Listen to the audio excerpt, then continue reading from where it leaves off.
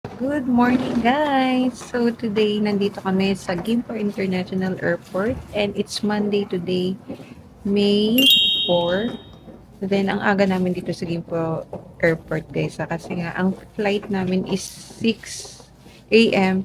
and umalis kami ng around 3 a.m. dun sa Season Hotel. So, dumating kami dito ng 3:15 and malapit lang kasi itong airport dun sa aming hotel. Kaya, talagang binook ko talaga yun para malapit kami sa Gimpo International Airport. And, ayun, nandito kami ngayon sa domestic kasi nga domestic naman yung flight namin. Kaso pagdating namin, naka-close ang opening pa pala is 4:30. So, sobrang lamig kanina sa labas. And nag-puffer jacket kami ni Hayden dahil di na namin kinakaya. And, ayun, buti wala pang 4:30. Parang, anong oras na ngayon? 4. So, magpo-4 pa lang. Buti binuksan na para uminit. So, hinaban na namin yung puffer jacket namin dahil mainit naman na pag mga nasa loob. And then, ayun, nakakain na rin kami ng gimbap kanina sa labas.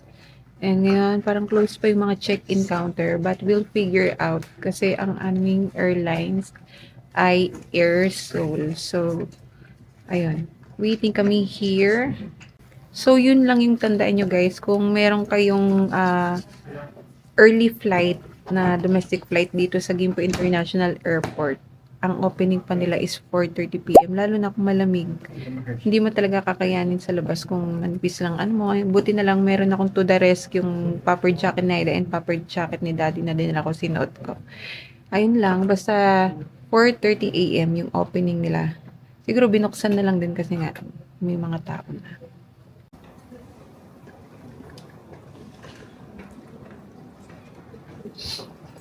아니 일부가 일부가 뭐 내가 볼락자게 하고 Hindi meron tayong reservation. Ganun pa. Hindi natin ginawa na Hindi naghihintay dun. mga walang lang alam yan. Pero napansin ko na yan lahat sila parang self.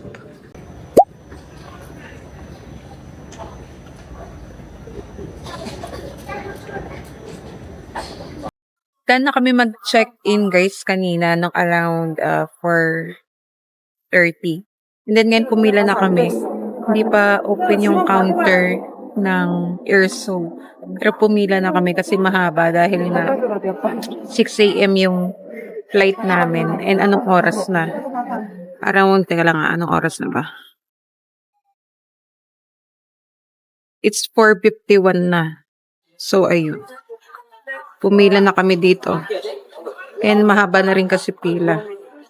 Kaya we need to line up. And si Daddy and si Aide. And mainom lang kami ng Hershey's na Aide. Hello.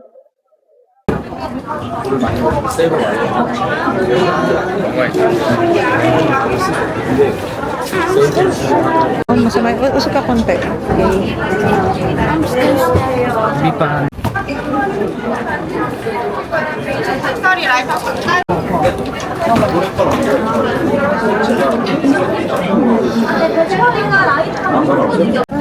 성함 맞죠? Can you recheck your name, please? Spelling is okay. Your boarding pass? Spelling is okay. Ne.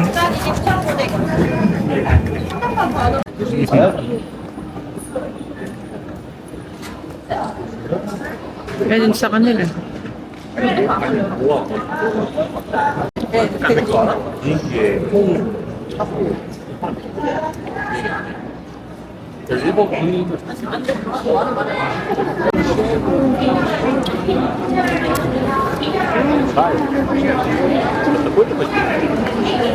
Ayun yung sa amin. Airsoul.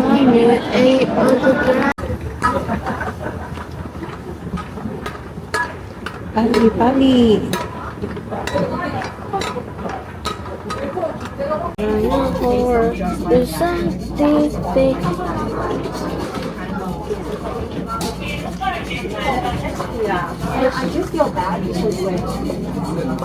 United Air.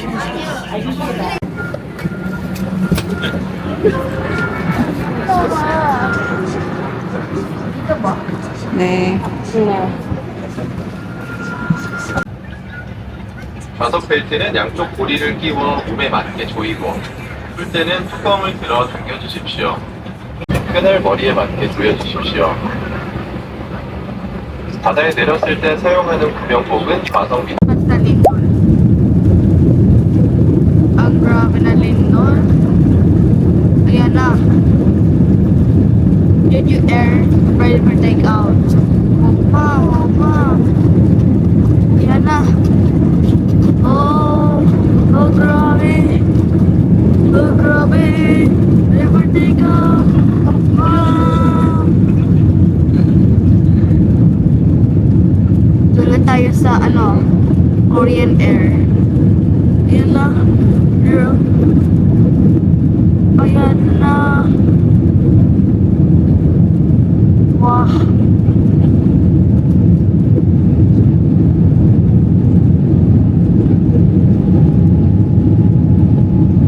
Leave me, mama, it's kind of hopeless. Sa tower ba yun?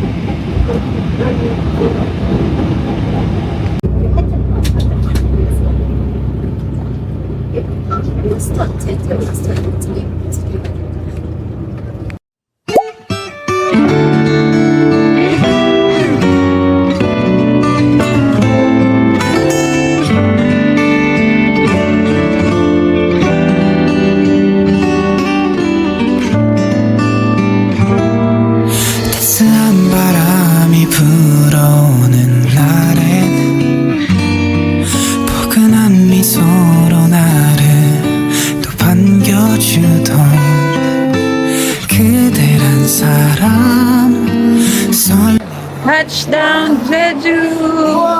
Grabe guys, parang dito ako naiiyak guys. Ang ganda. Siyempre naka second time na kami sa Ang ganda. Seoul, pero dito first time. Thank you, Lord. Jeju. All glory to God. Hindi dahil kay Lord dito na ako. Thank you, Lord. And thank you, Lord, for the smooth and safe flight. Although hindi siya medyo smooth for turbulence, pero syempre. Thank you, Lord, dahil safe. And nandito na kami sa Jeju. 참 보고 싶어요 오늘은 그대 내 곁에서 그저 머물러줘 Grabe, grabe. Dati napapanood lang namin. Ito na kami. Lord, at may bus. So, bus stop kasi to guys. So, yes. So, bus or taxi namin kung ano yung mas mura or mas mura. And we'll get back to you pag nandun kami sa Airbnb. Ilalapag lang namin yung luggage namin because ang check-in time talaga namin is 2 p.m. Pero pinagbigyan kami 1 p.m. na check-in. Pero ngayon, pwede kami iwan ng luggage yun sa Airbnb namin.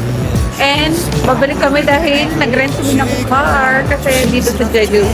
Kung matagal kayo mag-stay, mas convenient mag-rent kayo ng car. Pero kung short lang yung staycation is pwede mo kayo magbas-bas dito kasi matagal na yung mga bus activate. Kaya kung pwede nyo naman mag-rent ng car and marunong kayo mag-drive, ayun. Gora na kayo sa rent-a-car. Pero kami, nag-rent-a-car kami kasi nga kami ay mag-stay dito for 6 days in Jeju. 조심스럽게 그대에게 사랑스러운 그대 귓가에 고백해볼게요 이렇게 좋아해본 적이 없어요 눈만 뜨면 그대가 참 보고 싶어요 오늘은 그대 내 곁에서 그저 머물러줘 그리고 내 손 잡아주세요 꼭 안아줄게요 부담스럽지 않게 잘 다가가 볼게요. 굳이 날 미워하지 말아요. 그저 매일 이렇게 날 보며 웃어줘요. 더는 바랄 게 하나 없죠.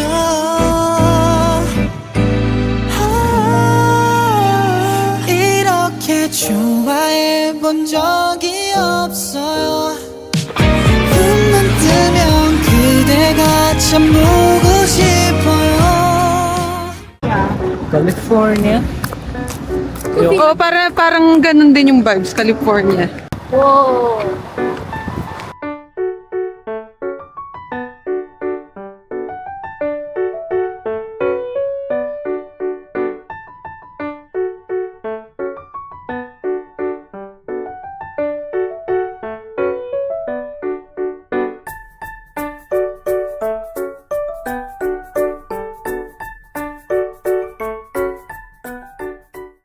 Nag-rent pala kami dito guys ng car sa may Jeju. Katulad ng sinabi ko kanina dahil nga pag yung mga tourist spot dito is malalayo talaga. Syempre parang hassle mag-bus, taxi. Taxi pwede rin naman kaso mahal. Mas convenient talaga mag-rent ng car.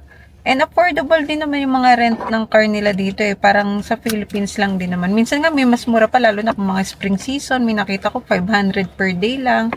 Yung na-rent namin na car is Hyundai Avante. Yung pinakita ko sa video kanina na color white.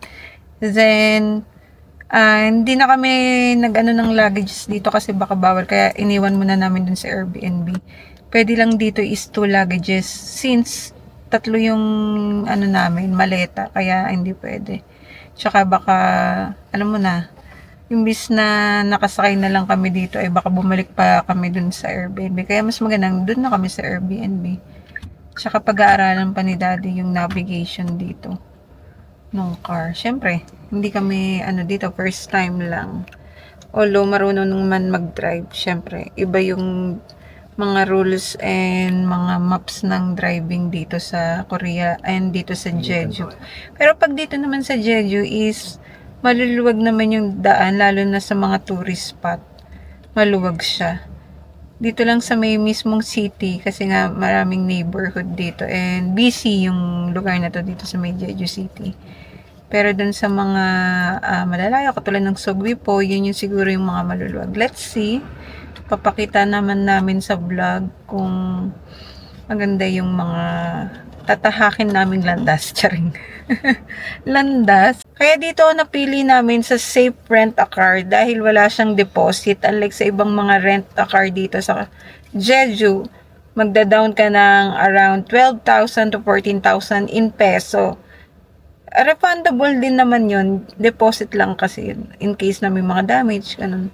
Pero syempre, mas maganda na itong na-rent namin dahil nga wala nang deposit. And hindi kailangan ng credit card. Sa iba pala, kailangan talaga ng credit card. Tapos yung credit card na yun, dapat nakapangalan sa mismong driver.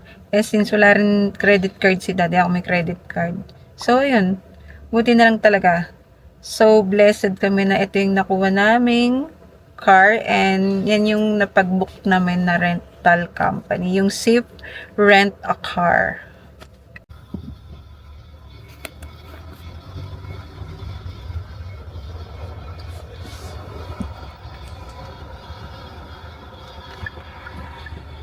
Wrong ka na drive.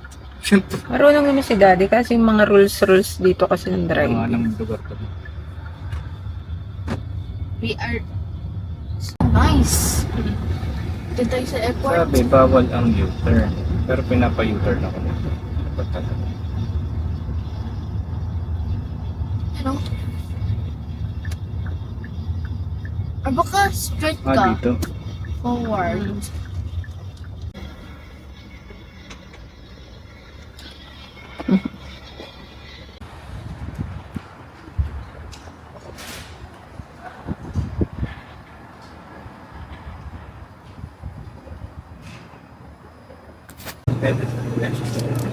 Kurigo, Juche, Chigoguchi, Let's pay dance now. Marashang, Pedopyobap. Ano sa'yo, Haide? This one, this one. What's this? Janjan noodles. Durin mayo. Mura lang, 4.9. Ay, walang nakalagay. Yan ba yun? Ano sa inyo? Bundak. Kala ko yun na sa'yo. No. Ayun, nakalagay na eh. 5.5. Tara. Let's go. Patingin. Janjan noodles.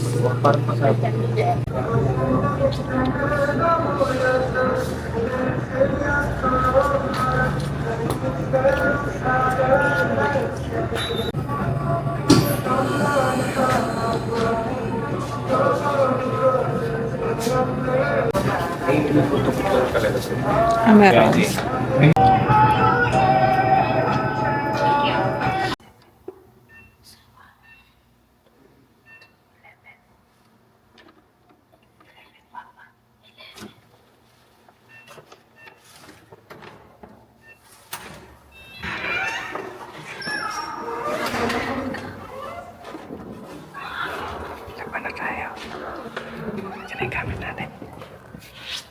Welcome to our third stay here in South Korea. But for today, we're staying again in Airbnb, but here in Jeju. So, dito guys, ang magandang area. Ang syara-syara dito to guys. Meron silang washer and then microwave. Ito yung mga gusto kong yung mga type ng cabinet ng Korean. Yung mga nakasalpak lahat yung mga appliances. Tapos, ito na to. Ayan, yung mga cabinet sila. Then here guys, may pang video game. And ayan, pang map. And ito yung rep yan. Pangarap ko yung ganito. Yung rep na nakasalpak sa, parang sa cabinet lang din siya. And then, let's open. Very Korean talaga ang rep. Ayan, ang dami nating watcher. And sa baba is, ayan, may mga lagayan din dyan. If ever na gusto nyong bumili. And dito guys, may pa-mirror tayo. Ayan, dito. And another cabinet. Basta maraming cabinet to. Ayun, may pang steamer. And what's this?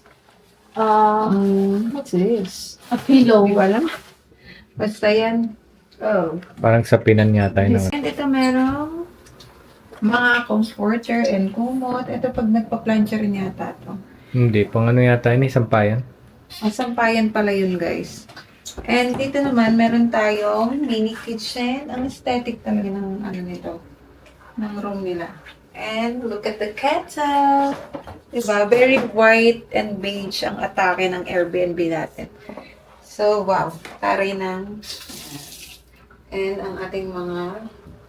dito. And may pa-wet tissue. Yan. Yan. Lahat yan. May baso. And this one, wow! May parang yan ang ating Wow, gusto ko yung hegemony. And then, may mga baso. And noodles. may My bowl. mga bowl. And noodles. Noodles, yes.